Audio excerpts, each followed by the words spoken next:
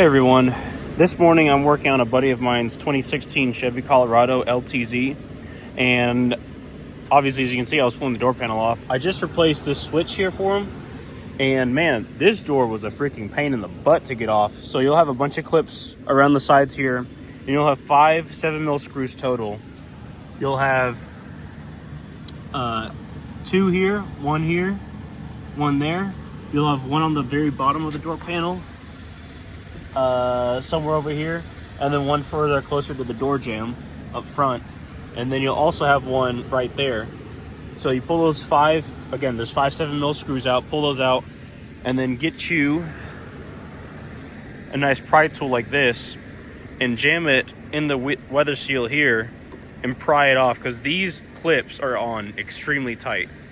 So you are gonna you're gonna feel like you're breaking stuff, basically is what it feels like, because you gotta pry really heavy. So pry where these 5 clips are, and then the whole panel comes off, and then you're able to fix whatever you need behind the door panel. Hopefully this helps you guys out. Thanks for watching.